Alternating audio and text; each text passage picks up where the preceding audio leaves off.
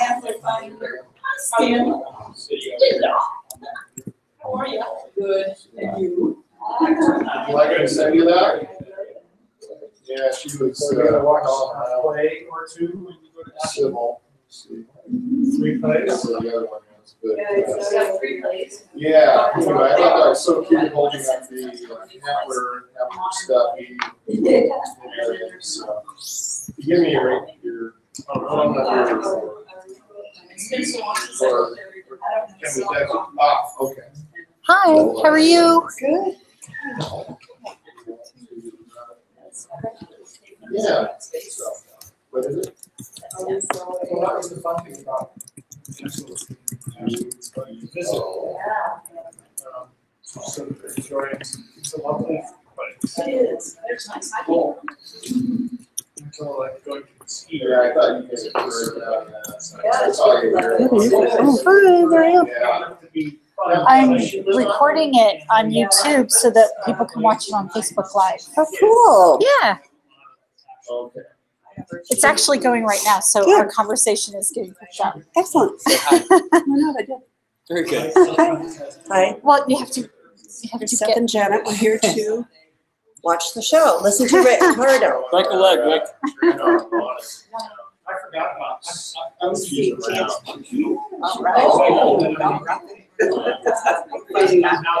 Oh, yeah. No, I think I forgot one time. Like, you do, and look at it. Let's see if you right. That's all you're ever getting. Yeah. Yeah. Okay. Yeah, they will be in town. Yeah, I think they're coming in town the 14th. Yeah, but yeah, I sent it to we just heard talk. Picture. He goes, oh, I like it.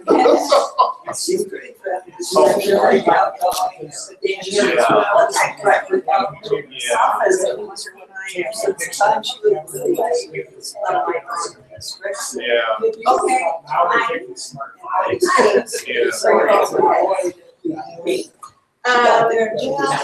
Well, yeah. Cheryl's the boss, and she tells me how to start. Very good. So, well, good. Well, good. I was thinking that after your show at the OK Theater, I thought they'd be breaking down the doors. This is about working. That's right. That's right. So, once a long time ago.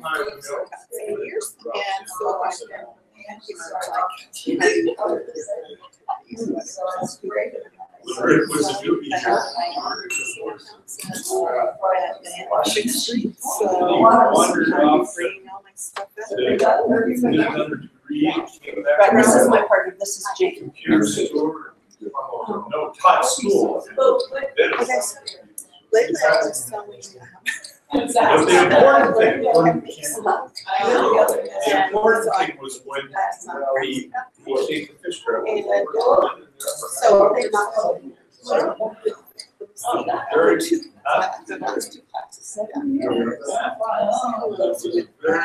fun. And anyway, she's done other little careers.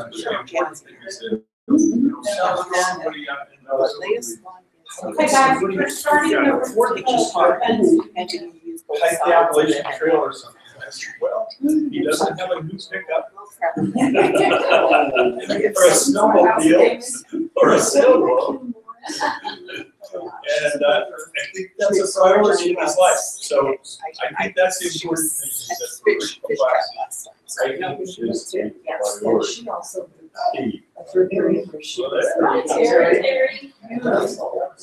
and so he's going to tell us about this new organization that's working for Rick Bombaci. As it goes to sleep.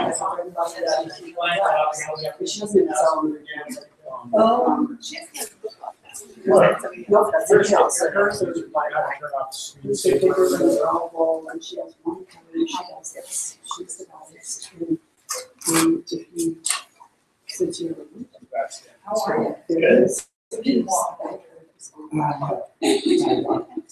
your car. No, no, I'm looking, I'm not scouting you. I'm just, I can say.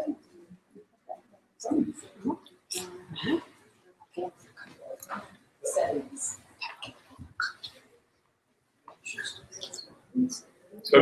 All I know is that this was up there in this picture. Big car switch You maybe. can also sit in the front row. No, They you called never me sit on seat. the- Okay. On Sunday, I didn't know what he was supposed We told you. to do. They called her out. Oh, good. He just made that so we can. Well, yes, that's what we do. And it's closer to the front. And it's the same church. So you'll just, this don't matter who's got. Yes, Howdy. yes. Come on down. This computer guy has to.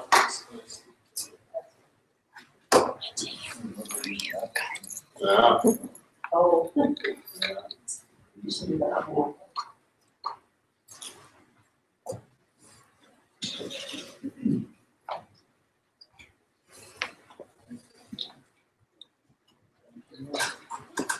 Okay, thanks, Rich. I'm Rick Bombaci, and I'm here to, hey there, to talk about the Wallowa Mountains Hells Canyon Trails Association. And also here as members of that organization are Terry Hyatt and Pam Morris, all of whom have been active volunteers.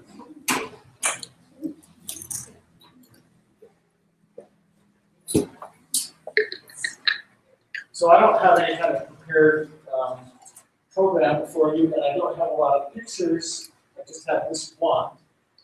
But it's an important one. But you're Sort of fine with detail. Yeah. Very important. Maybe I'll start by giving you some of the background to the origins of this organization, and then we'll fast forward to today and talk about what's going on. So I work at Wallowa Resources, and Wallowa Resources, among other things, has a long working relationship with the Forest Service. And as we probably all know, the Forest Service has for quite a few years had budgets that have consistently been reduced from year to year. Partly because what has happened up till now is that when there were forest fires, they would steal money from other departments to pay for fighting those forest fires. And as forest fires have become more frequent and more dramatic, that has had a huge impact on those other departments, including recreation and so forth.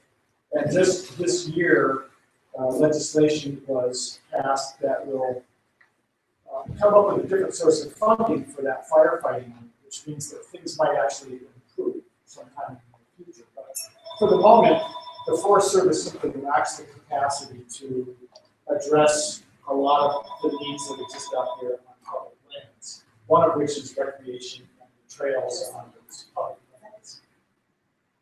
So to set that stage, this one and only picture shows, so this big backward C is the Wallowa National Forest. And up in the upper left-hand corner, you see a portion of the Umatilla National Forest. So we actually have two different national forests in Wallowa County.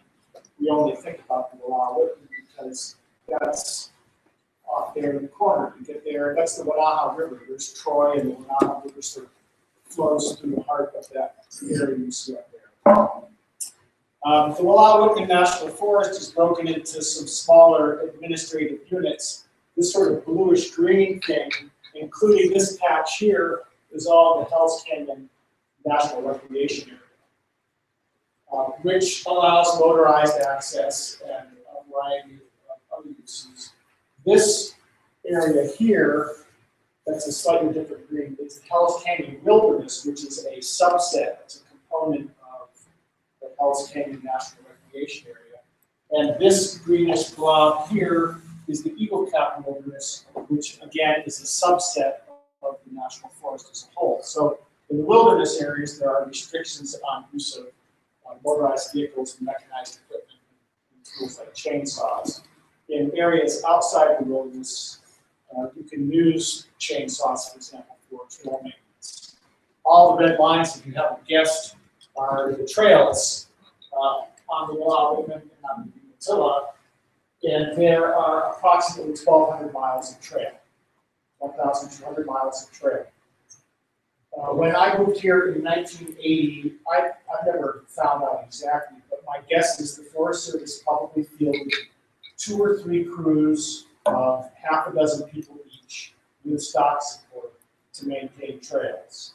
And I do know that John Hollenbeek, the current trails coordinator, has said on multiple occasions they've got these cycles of trail maintenance. The most important trails they try to maintain every single year, and the less important trails they maintain less frequently, but generally every trail theoretically would be maintained every, say, 3 to 5 years. Well, right now, and for the past several years, the Forest Service has a trail crew of 2 or 3 people, with rare exception. And on average, those people are able to clear perhaps 150 miles of trail a year. And of course, they're going to focus on the trails that are most heavily used, which would be those trails that go into Lake Stacy. Which means there's a whole bunch of trails out there that hardly ever get maintained. And over time, trees fall down, brush grows in, and those trails become really difficult for travelers to travel through on. And you end up with both frustrated visitors on these trails, and you also end up with resource damage because people will end up sort of hacking their own trail to get around a big tree that's over the trail. So the trail that used to look like this now looks like this, because people keep zigzagging around all these obstacles. So a few years ago, the Forest Service, in collaboration with Wallowa Resources and Eastern Oregon University, started talking about coming up with a collaborative approach that would increase the capacity here in Wallowa County and elsewhere in Northeast Oregon to address some of these deferred maintenance needs. And what came out of those conversations is an entity called the Eagle Cap Partnership. And Eastern Oregon University is a member of the partnership, Wallowa Resources is. And then there was this third entity that didn't yet exist, which they called the Recreation and Heritage Foundation. This was an organization that was going to be created to form the third leg of the stool. And those 3 organizations would partner with the Forest Service to help get things done. Whether you're talking about fitting projects or fuels reduction projects or trail maintenance projects, dealing with weeds, a whole variety of different land-related activities. Well, that Recreation and Heritage Foundation, a handful of us started meeting in the back room of Cloud 9. Is it Cloud 9? Not the fireside group. Anyway, we had weekly meetings there, and after about a year of meetings, we finally launched this organization, and it took on a new name, which is the Wallowa Mountains Hells Canyon Trails Association. We got it incorporated as its own 501c3, and we recruited members and started doing work in the woods. I should also mention that it's not strictly a trails organization. Part of our mission is to also try to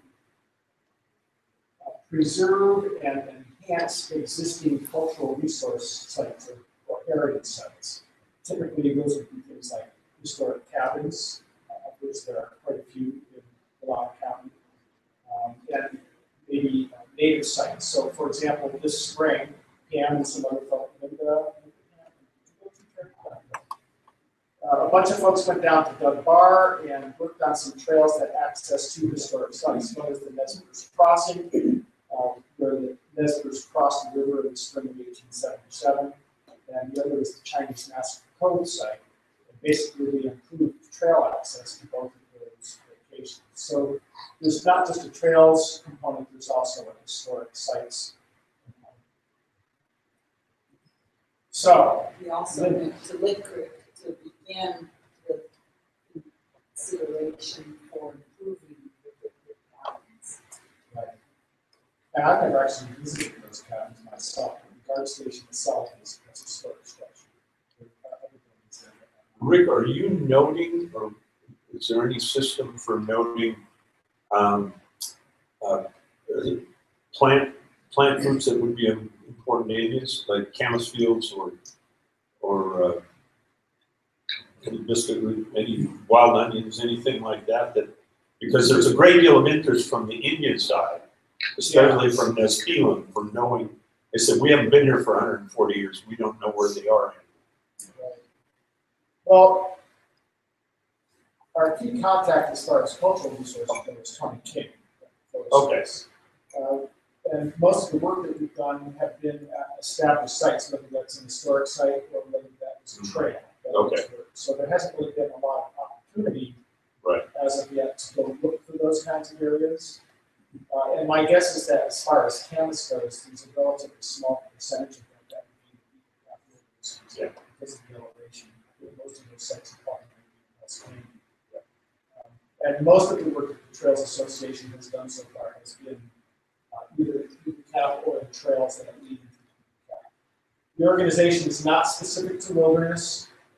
When we were formed, it was with the specific intent of being nonpartisan. It's not an advocacy group. We are happy to work on bicycle trails or mechanized trails that are open to ATVs. But basically, it's up to the members of the organization to take leadership, and where people show interest is where trails get worked on. So all the trails that we've worked on so far have been worked on because at the meeting of the organization, someone said, I think this trail really needs work on it, and I'm willing to help lead that effort. Some folks like Linda, and I don't know if you have,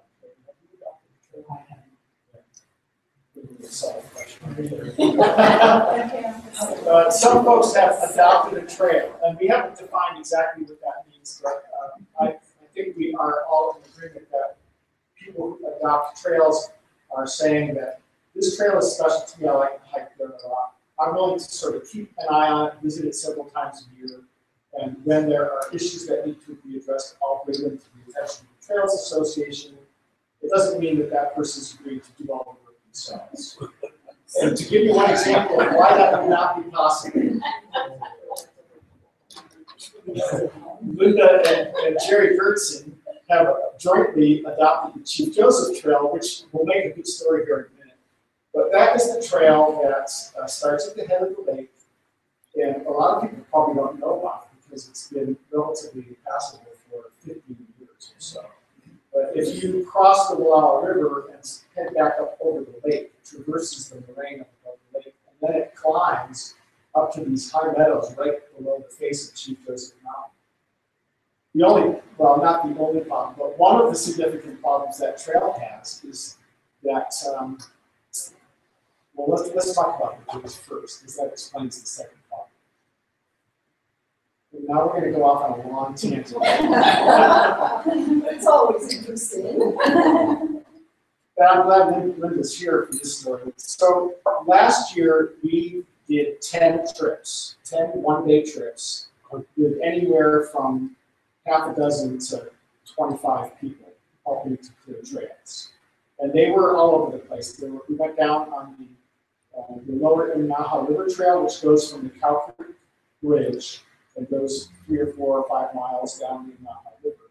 And that was mostly brushing. It was nasty brushing. There were Himalayan blackberries and poison ivy and hackberry trees, which are sort of stiff and recalcitrant.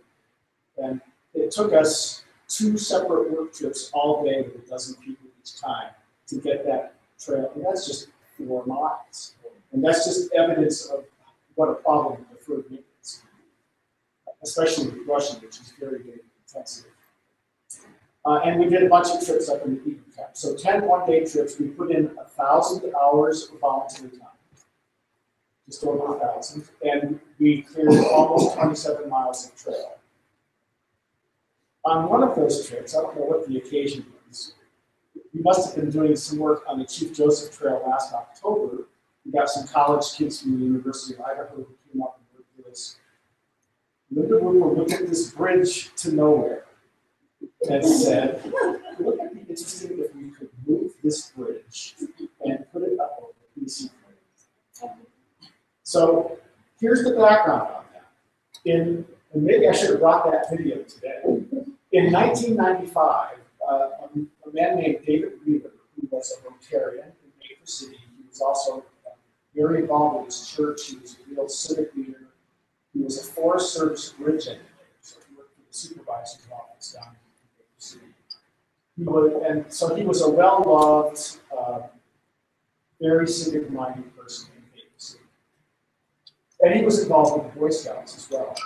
He was on the job in Idaho when two young men who had escaped from some sort of correctional institution flagged him down on the road and asked him for a drink of water. And he said, sure, you can have all the water you'd like. And he reached into his truck to give them water, and one of the kids shot him and killed him on the spot for no apparent motive.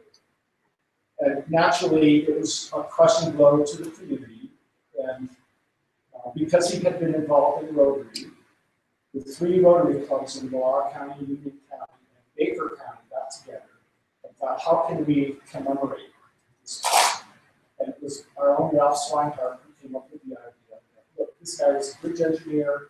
He was involved with youth groups and Boy Scouts. Why don't we build a bridge over the Wallowa River that will serve Boy Scout camp? Because there's not good access to that camp.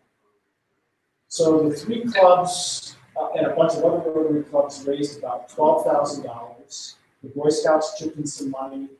A bunch of local businesses chipped in time and materials.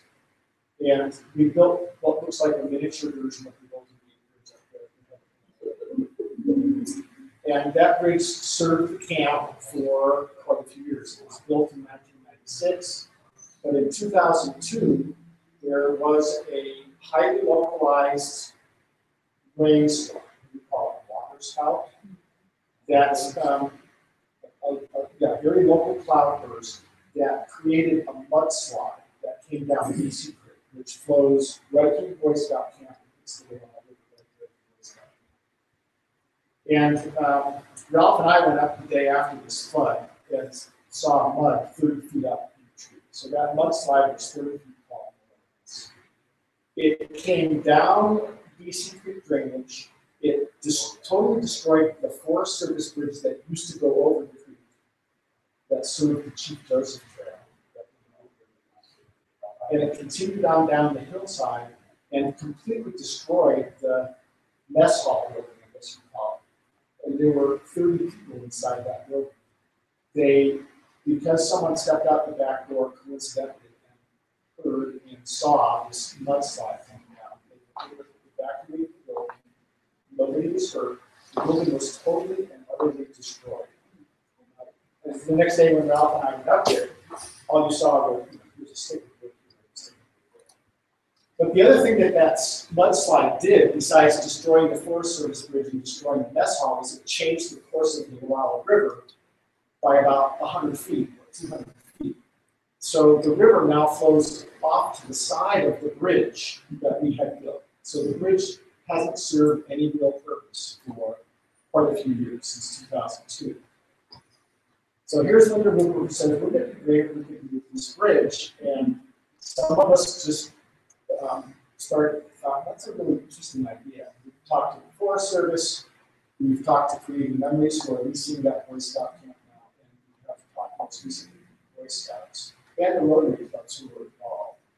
And we are very hopeful that everybody will give a thumbs up to do that, which would be a big project, but also a very interesting project, and a way to repurpose it so that rather than being a liability, it once again is serving the public and is memorializing this person who is such an important community.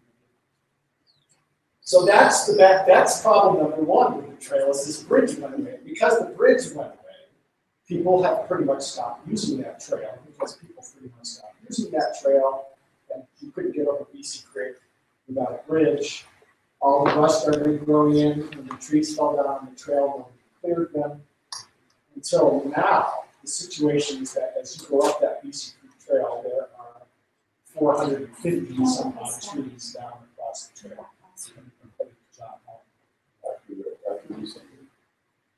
Yeah, right. Yeah, we've actually cleared it all the way to a trail that comes up from the state park. So our goal is, it is in the wilderness area, yeah. So that's why I made the point that if you adopt a trail, you're not saying, I will clear all the trees by myself on this trail, because some trails are high. So if everything goes right, so if things go right, we will be able to have that bridge moved sometime in the next year. With a lot of planning involved. That is the goal. You take it apart and piecemeal it, or how would you move it? Well, here's the man who could probably best answer. Well, it's 120 foot long suspension. Oh, with towers on the ends. I see. And it's probably 5 or 6 feet higher up. So it's going to be some heavy helicopter. Yeah. That's what I was wondering. It's not just, just saying what it means. Yeah. And for those of you who have been to that site, BC Creek is basically a waterfall. Yeah. And so it's a challenging spot logistically. But we think we can assemble all the necessary expertise.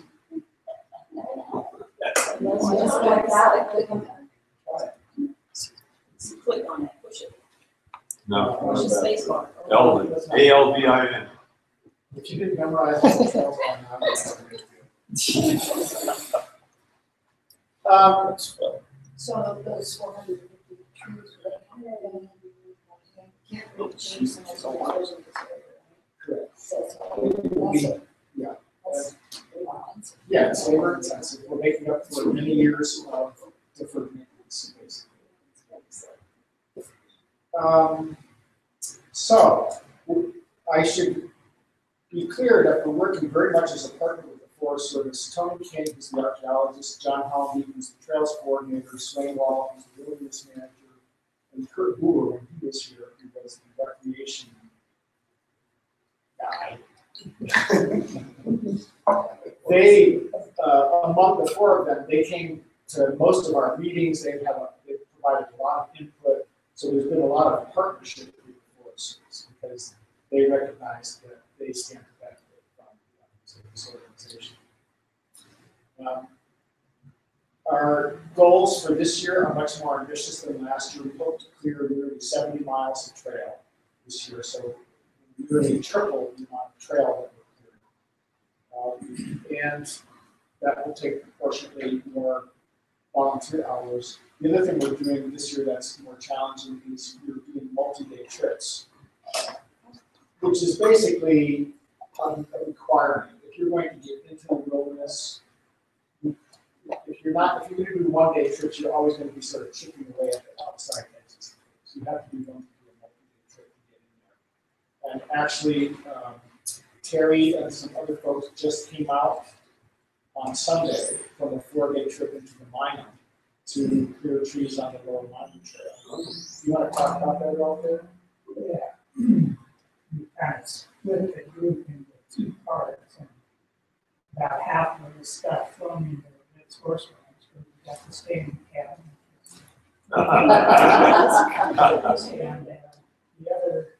And the other half took that spot up from 5 a.m. to 9. We kind of worked toward each other. And, we flew in last Thursday. Worked Thursday afternoon and Friday down to about the conference at the wood mine. Came back up to the first bench, and on Saturday, about half of the horse ranch people got Hot Springs area up toward the trail, and we got as far as the foothills across the. And the other part of the Red's Horse Ranch crew just continued upstream along the mine. Are we pretty good? Years ago, we got that far. So we got a lot of work done to satisfy. Hard work. Couple comments. The reason the group that started from Reds had to fly in is because Lost Springs, the trailhead, is still under snow. It's a high elevation trailhead. You actually travel downhill to get to Reds from Lost Springs outside the coast. So the only way to get folks in there this time of year was to fly. It's all volunteer. What, 5 pilots, Terry? Is that right? Yeah. So 5 pilots, most of whom were local. Flew folks into Reds, and then they got the place they started from the bottom. But on this one trip, you guys cleared about 30 miles of trail. Yes. Right? Shoot, you got to 70, half breathed out. And took out 150 trees. So what tools and equipment do you travel with? Crosscut saw, lasky, hatchet, wedges, and then, yeah, loppers and Loppers. wedges. Yeah, hand saws, pruning saws, sorts of things. Yeah. Let's see, you guys have been, the trips we've done so far this year, our first trip was a multi-day trip to Doug Bar. People had basically car camp at Doug Bar, and then we worked on those trails that go to those historic sites that I mentioned. Then we had a group of folks. This is another really fun thing about this organization. We really had a lot of participation by youth. So, Ron Pickens, the young guy who works at Enterprise Flower Shop. He also works with the Loudoun County Correctional Juvenile Corrections Program. And a group of folks went down towards Naha and partway up the Half Point Road, just a couple miles from town. There's a 3-mile trail that goes up to Cayuse Flat. It's not well known, but it's actually a nice early season trail. And those folks did a variety of things. They repaired signage, they improved tread, they cut out some trees, they did some brushing. But that group was 11 teenagers, plus maybe 6 or 8 adults. Local teenagers? Yeah, all local teenagers. Cool. And Ron recruited not only from the correctional program, because those kids had to do community service, right? But he also got kids from the schools who just wanted to beef up their service resume a little bit because they're going to apply for scholarships or apply to college, right? And I wasn't able to go, but it sounds like people had a great time. And the kids learned a lot. And then there was this trip that Terry went on. So those are 3 trips we've already done this year. We've got 3 planned in May. Do you guys want to talk at all about those earlier trips, like the trip to Doug Bar? Or? Sure, yeah. Well, the Doug Bar trip was my first trip, and I've been kind of looking for a means to give back to the community. As many of you know, I wrote a book a couple years ago about my experience in the wilderness, and getting together with a group and going. I mean, part of my mission is I love the wilderness, and I feel that we need to keep it open. And I feel like it's a Forest Service job to do their best to keep it open, but because, as Rick said, I'll get political here. I just addressed 100 district rangers at a meeting about 2 weeks ago, and we have to do something. So these partnerships are important, and they're fun. So you go out there and you work hard, and the logistics worries me a little bit because you have to, a lot of times you have to hike in 3 miles just to get to the place where you begin your work. So you have to have enough energy, and most of us are over 60. 65 is sort of the normal and average, and then you have to work, or you want to work, you want to accomplish something, and then hike out. So I going forward, I know at Reds, I heard that they had a 5-mile hike to get to where they were, again, and then a 5-mile hike back, and that concerns me. But, the campfire, you have the campfire at night, and you get to share stories and community, so I'm really kind of jazzed about it. I would give what I can and hope that the Forest Service begins to pick up a little more, because it's impossible for us to, we're not going to cover it all for years. And all these trails need, I'm talking too much, but all these trails will need to go back in, like that Dunbar Trail. We had sections of 300 feet of Himalayan blackberries, which took 12 people hours to get through. We were like 8 feet tall. Flippers. It was unbelievable. And, I was really smart not to go on that.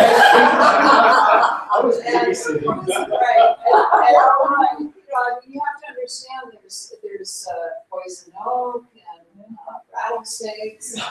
It's a really, but yet there is a sense of accomplishment. And camaraderie. It is. It was really a fun camping trip, but we did some work, lots of work.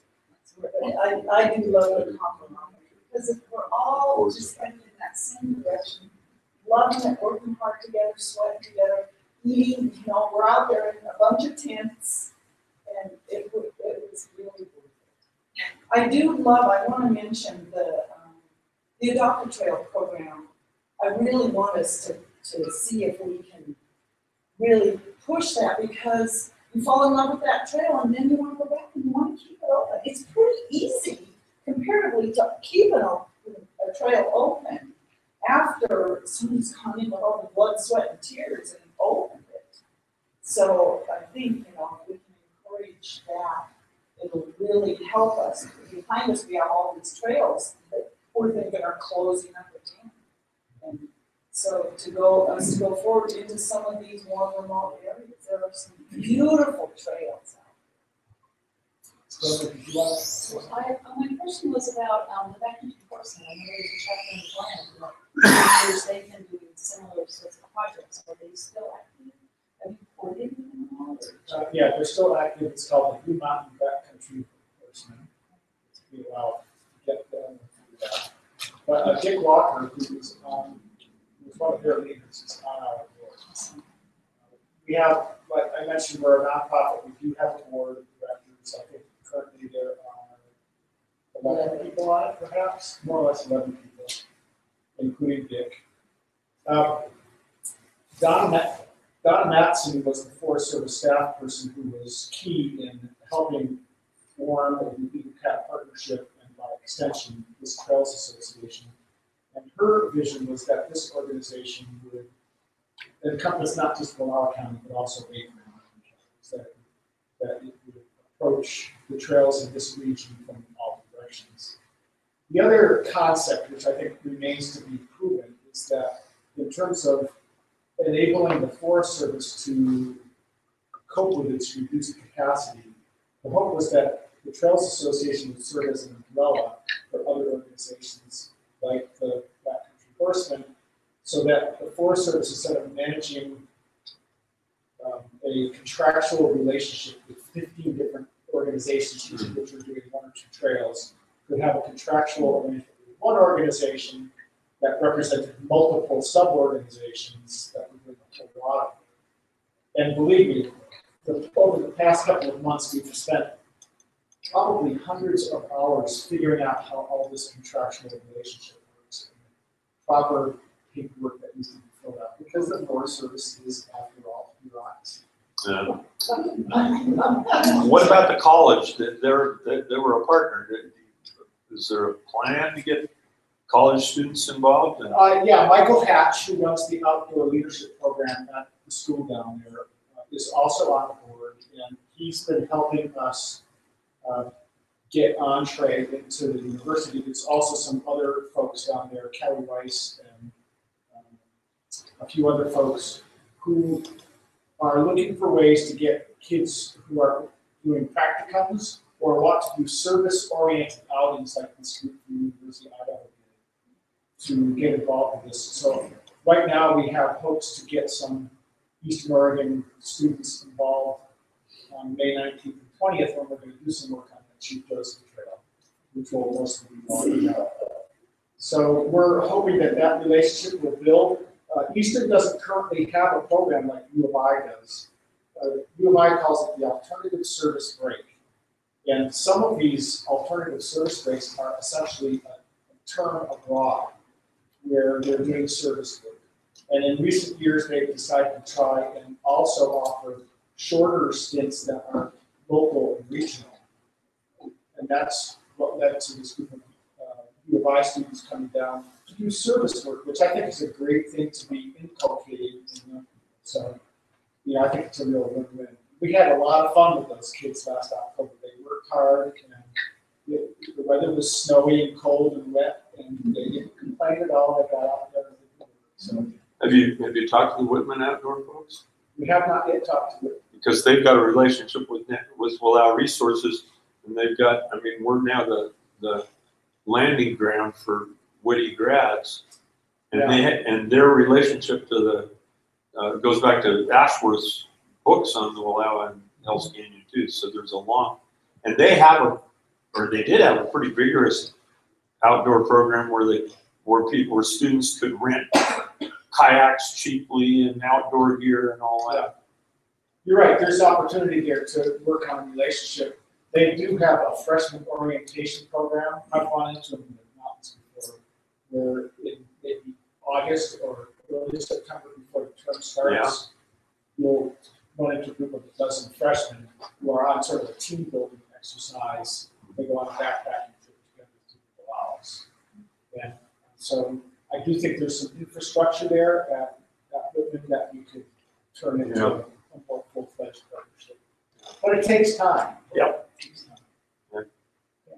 Well, I was thinking about the fire crews also. I think we talked some to Tony or somebody about it on that, but they're running around, trying to stay in shape and calisthenics and whatnot. And I've got a good idea.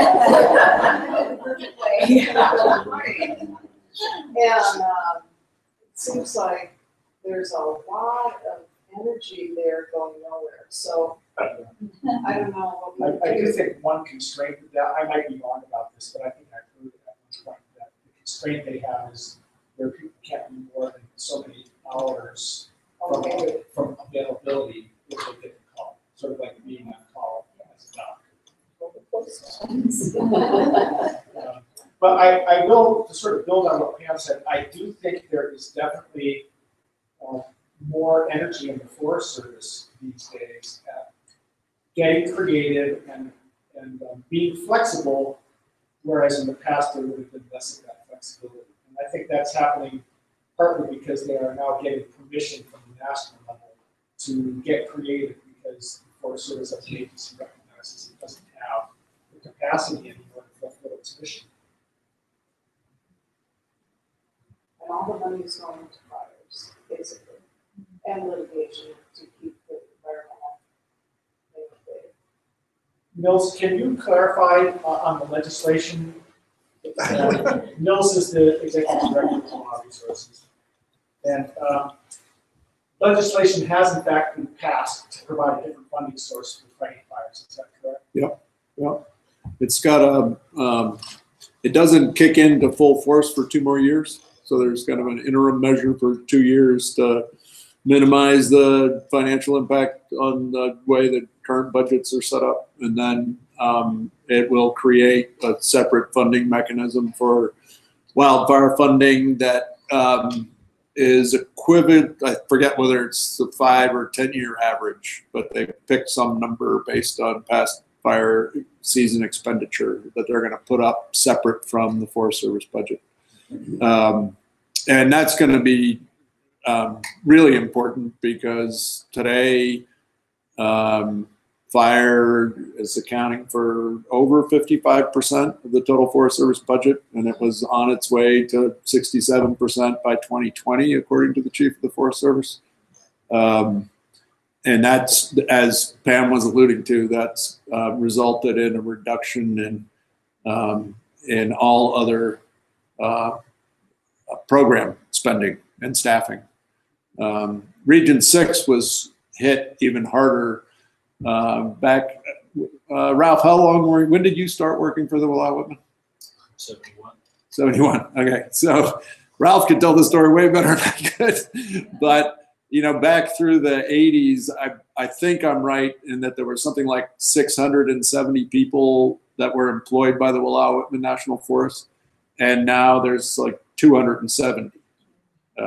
So there's just been this massive reduction in staffing, and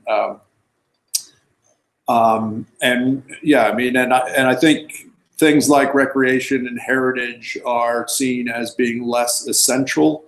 They don't have as much sway when the budget knife and staffing knife comes out, and so you've seen, as Rick talked about, this very, very significant reduction in manpower that used to be deployed clearing trails and maintaining things. And across the country, I think that, or OMB said that the Forest Service has over a $5 billion deferred maintenance account. So something we started talking about financing and so forth. So we've got this all volunteer organization. The House, there was a bill that passed maybe a year ago now called HR 845, and it sort of formalized the recognition on the part of the government that in order to achieve its mission, the Forest Service, and I think the Park Service may also be covered by the same legislation, we're being specifically encouraged to increase volunteer participation to help maintain trails and perform other activities. And there was a competitive process across the nation for areas to submit an application, if you will, arguing why their area should be considered one of 15 priority areas across the country. And several people in the Trails Association here worked together with Forest Service staff and submitted a proposal. And Wallowa County, this area was in fact selected as one of those 15 areas recognized nationally as being significant and having severe deferred maintenance issues. It's unfunded, right? The resolution doesn't mean that we get money. But Region 6, which encompasses Oregon and Washington, the Forest Service, did send some money this way as sort of a thank you for getting that recognition. And some of that money did come to the Trails Association. So last year, our financial statement for the year, I think our total budget was $843, something like that. This year, we worked up a budget that is $25,000 more or less. And that is partly being funded by this money that came to us from the Forest Service. And it's partly being funded by grants, but it's also being partly funded by Wallowa Resources.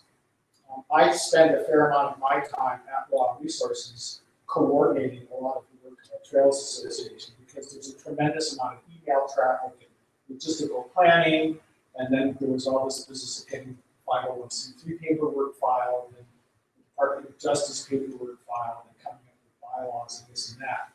So Wallowa Resources had some discretion to provide funding to do that. When I go out in the field, I volunteer like anybody else, but a lot of this is office work that without which the organization really could not move forward.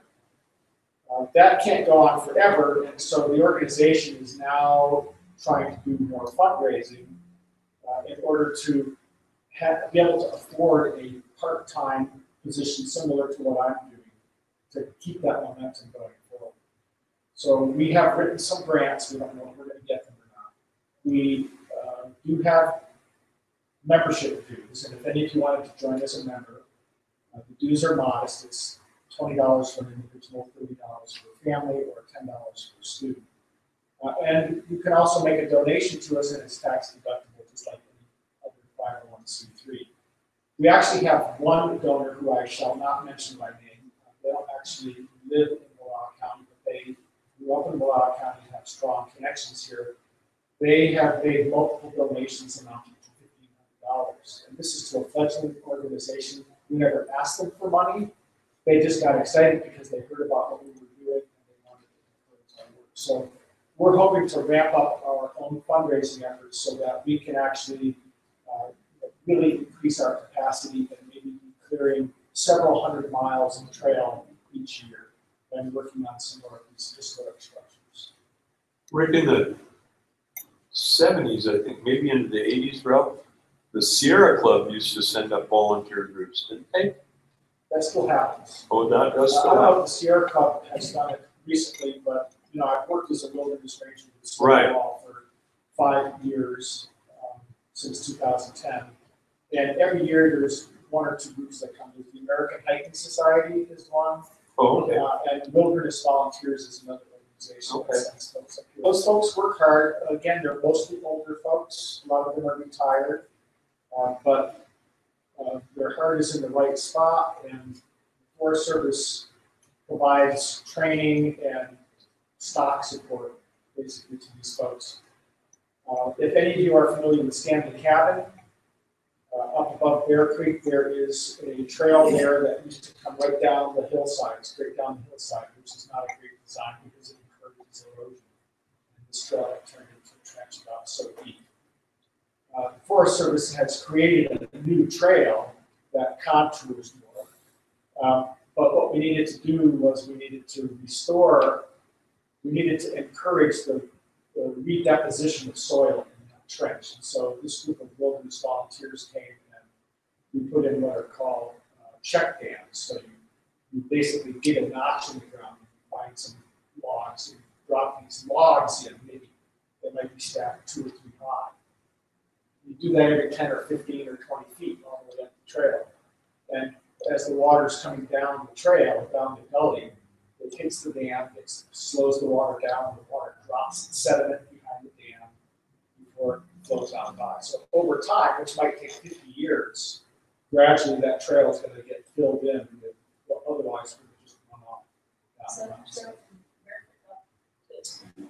No, it's a trail that starts from Stanley Cabin and just goes due south straight up to the top. And it's now decommissioned because it's been replaced by a new trail. And then the other thing that group did was we built up a series of cairns with poles that would be highly visible on the new official trail because there's no real tread there, right? So people were continuing to use the old trail because they didn't even really know where to go to follow the new trail. So that took a group of hardworking adults, there were perhaps 10 or 12 adults, a full week of hard labor. And we probably accomplished work on perhaps a quarter mile of old trail that we took those check. And we also did transplants. We got plugs of grasses and so forth and put them in various places to encourage that regrowth. So all this work is pretty labor intensive because it's not something that can be fixed overnight.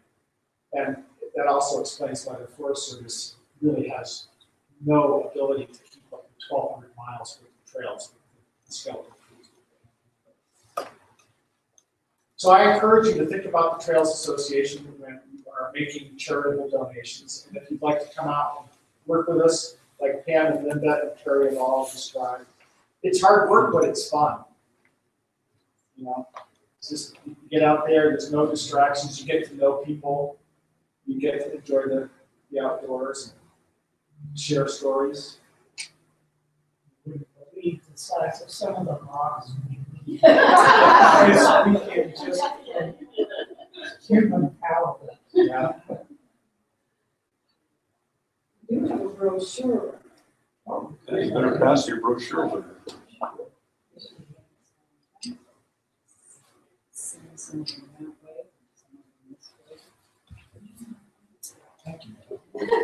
This is one of the things Rick worked really hard on, and it's beautiful.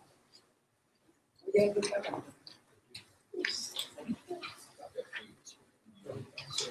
I don't know if anybody has other questions or comments to offer, but I think I'm about to talk about it. Has the paper done a piece on this?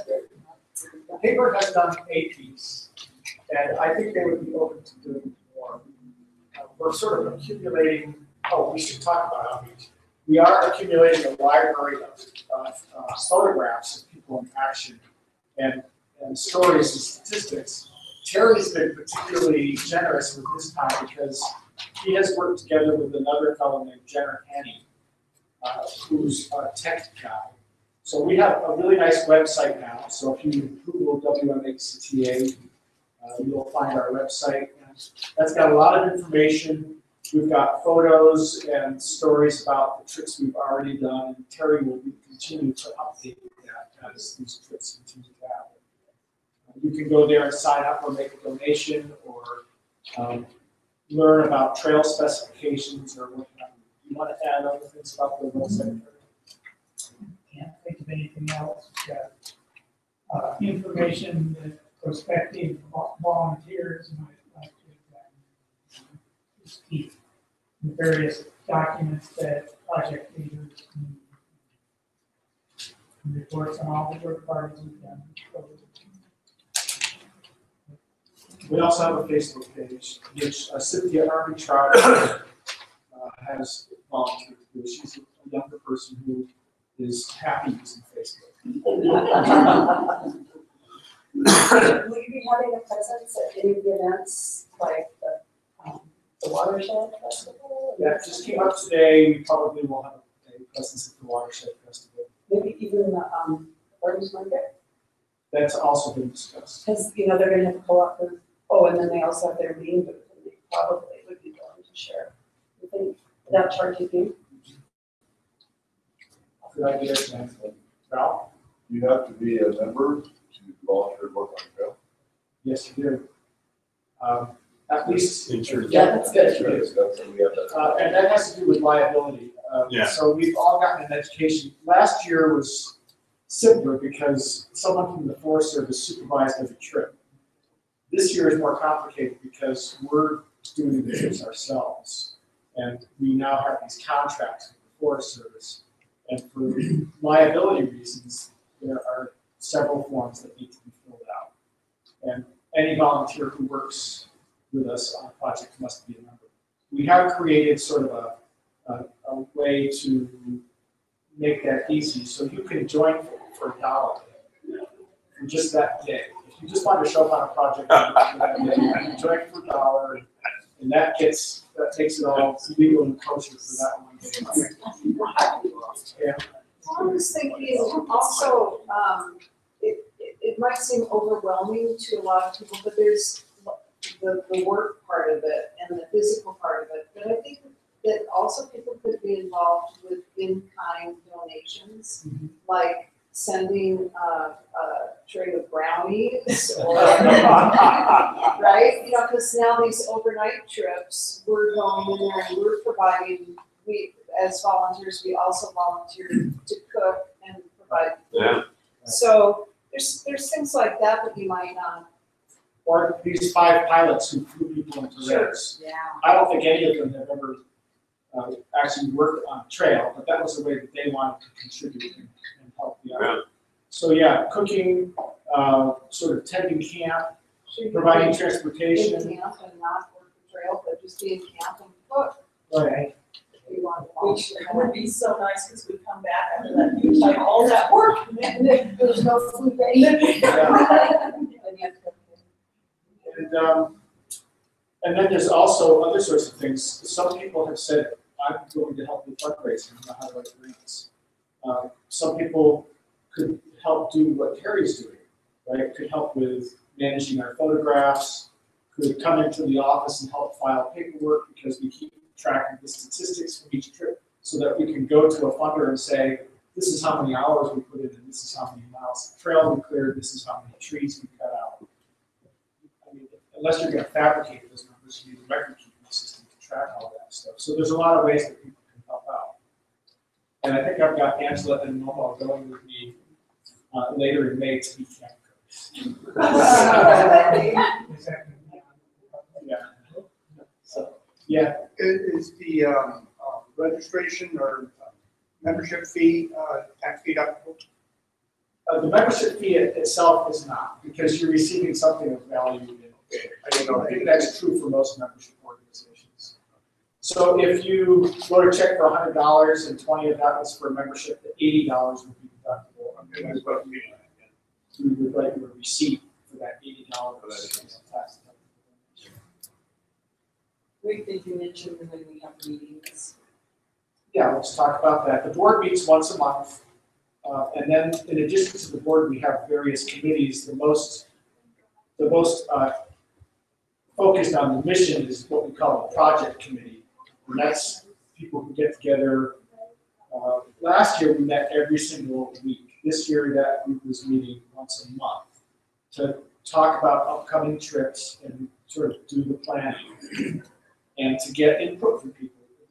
Anybody can show up at that meeting. They happen on Mondays at noon at Raw Resources. First Monday. Yeah, I think the first Monday of the month is the project committee, which means that next week will be a project meeting at Raw Resources at noon.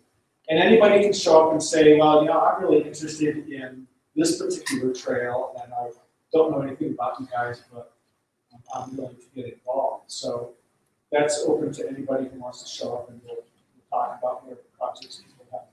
It's a very democratically run organization. If you want to see something happen, you're welcome to make that suggestion. You just need to put your boots where your mouth is. And do you want to talk about what's coming up? The projects we have coming up? Yeah, in May we have 3 trips planned currently. One has nothing to do with the Forest Service.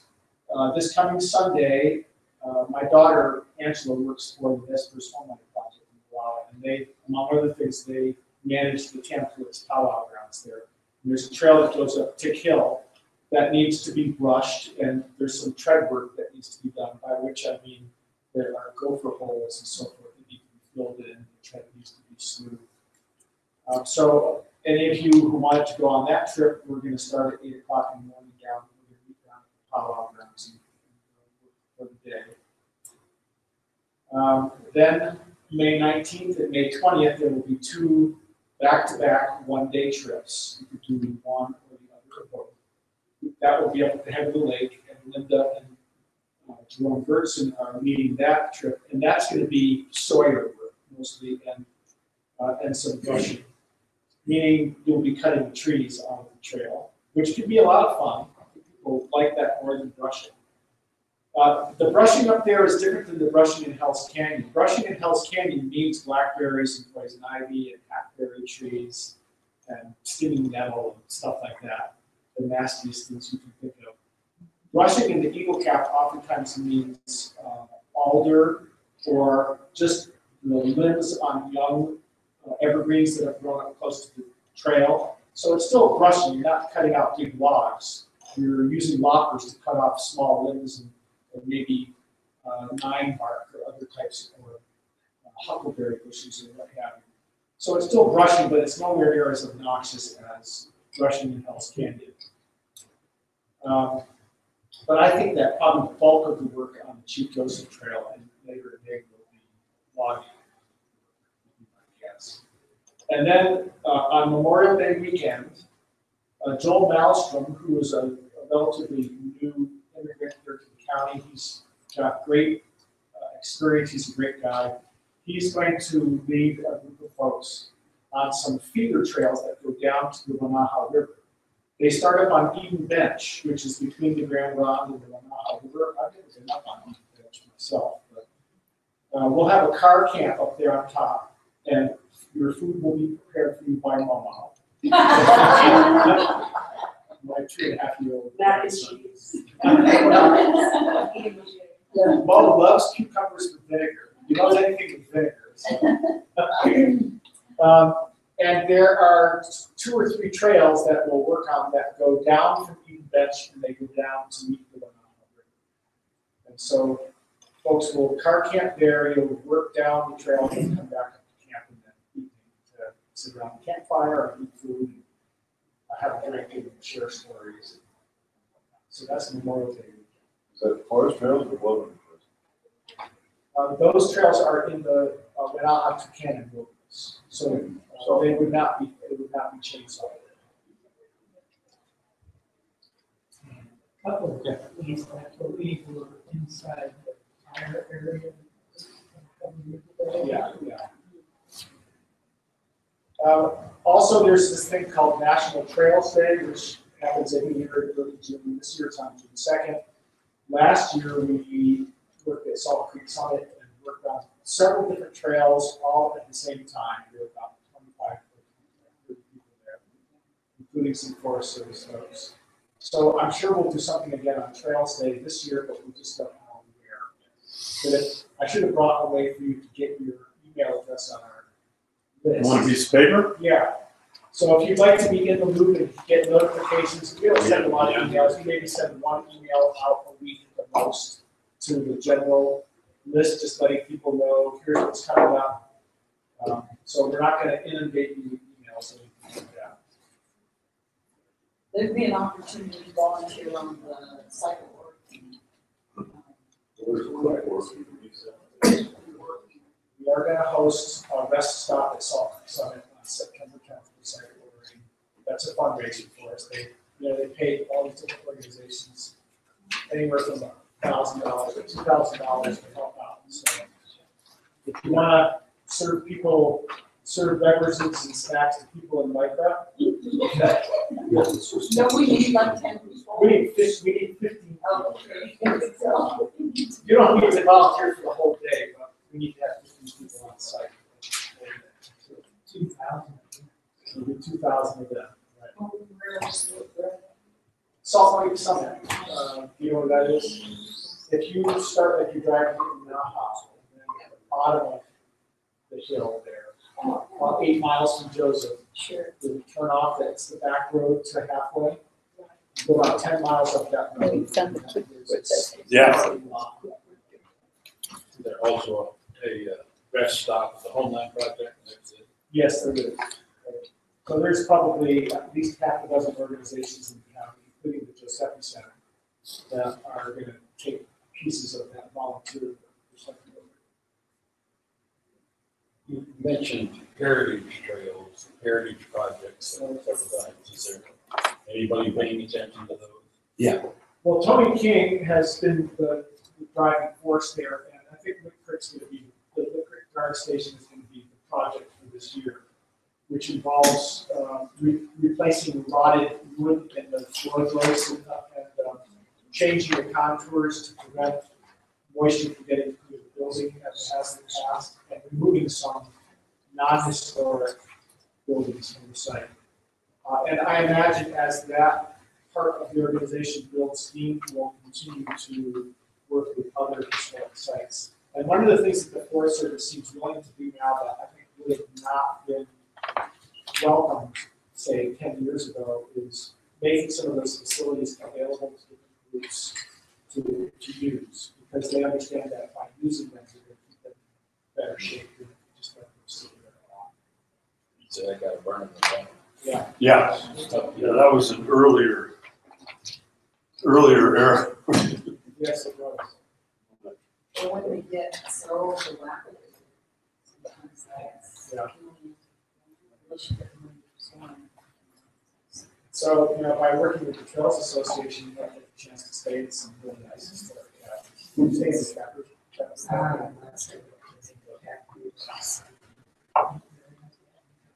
Which one is that, Barry? Oh, at Red. Well, thank you for coming. Hey, thank you for doing it, Rick. And I'll just send out a little link to your website too on the wall.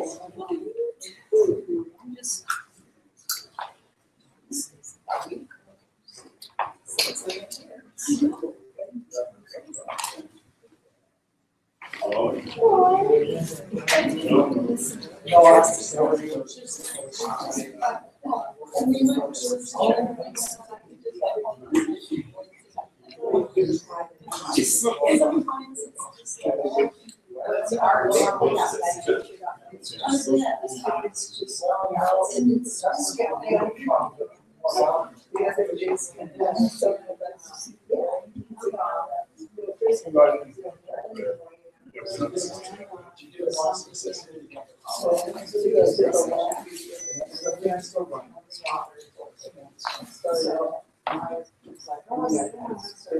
Here you go. So now for the excited.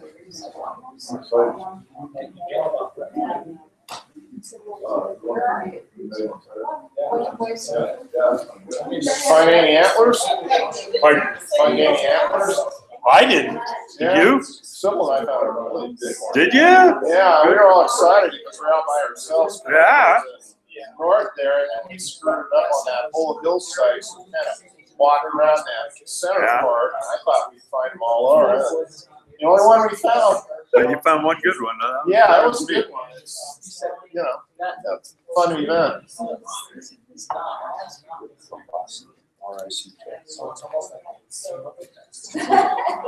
No, you're probably.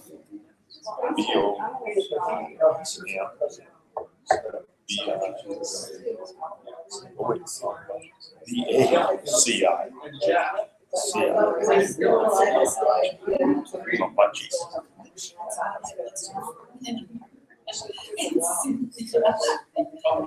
There's more fruit there, guys.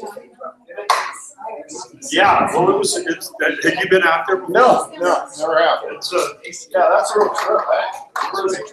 pretty impressive ground out there.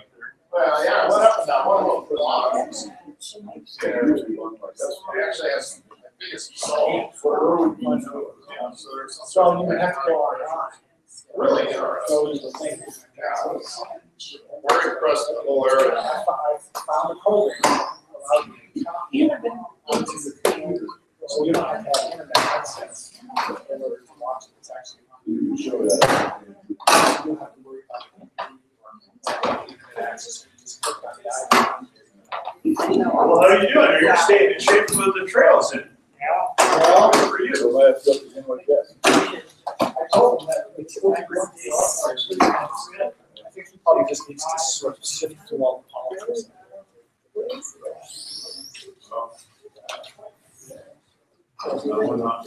Thank you. Appreciate it. 5 hours, 4 hours.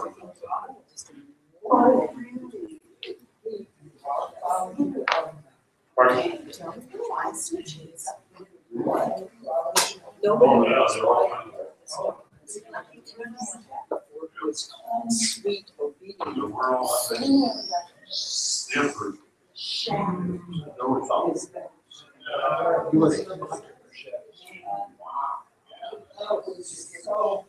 I didn't see it. Did you go pick a look at the Jean? When did that start? Oh, correct.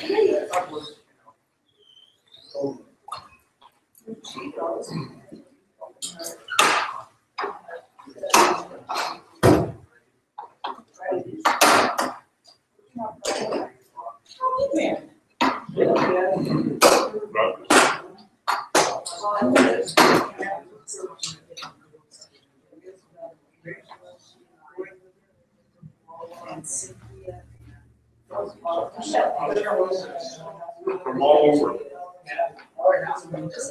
You do. You would. It was really kind of comical.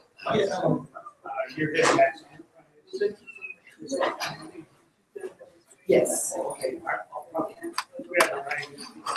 I like this one. Yeah. It's all good. Did you watch it?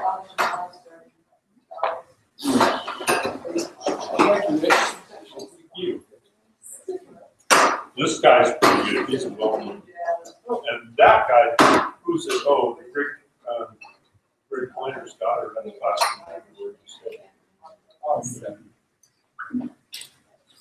Yeah, I think, Well, yeah, someone bought this. I was so. Sorry, Yeah, yeah, she did this, so. So now to put, doesn't work out. I know, but some people might look at that, they might not. Yeah, yeah, exactly. Yeah, well, I just explained it. What's a springboard? Yeah. Oh, Yeah, yeah, she's, gonna do this.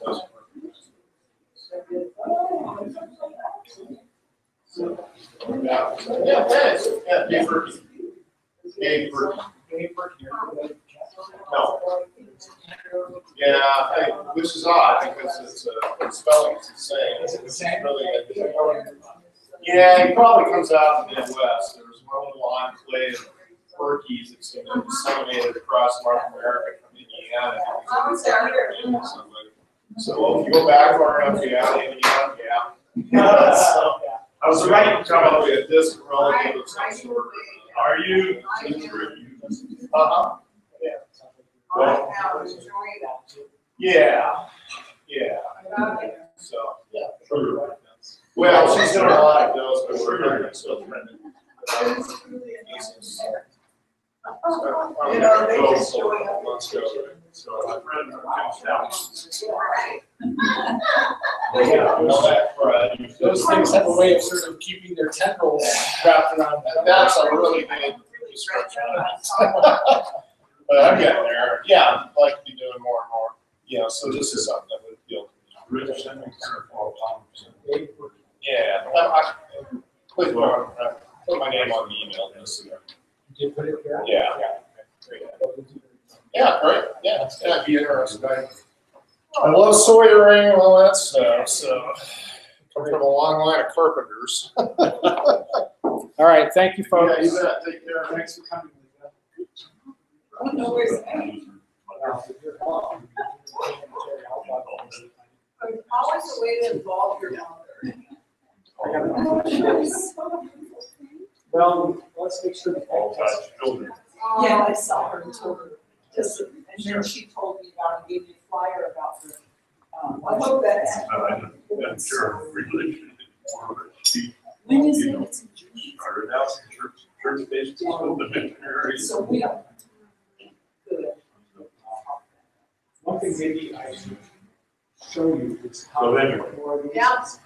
Well, yeah, I'm just trying to finish this YA, and I think by the end of it, before the end of the summer, I've got 33,000. So maybe next week. And I think I need, at the most, okay, should I? I have others. Is that what that was? No, 15. So.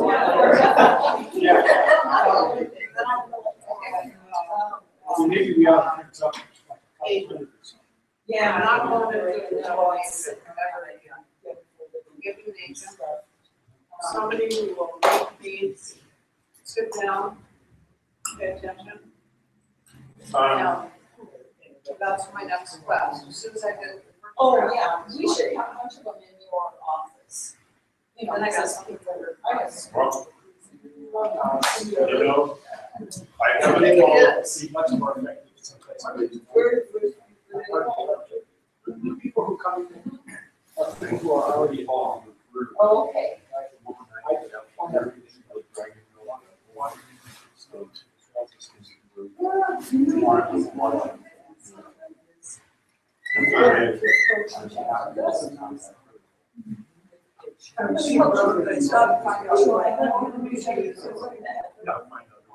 I'm tapped now. Well, from there, I would go back to. I'll be good to get 2 or 3 people together to Terry's probably the best curator. Start your book. Oh, yeah. Terry's also doing his trip reports, Six and up, right? putting together facts and figures.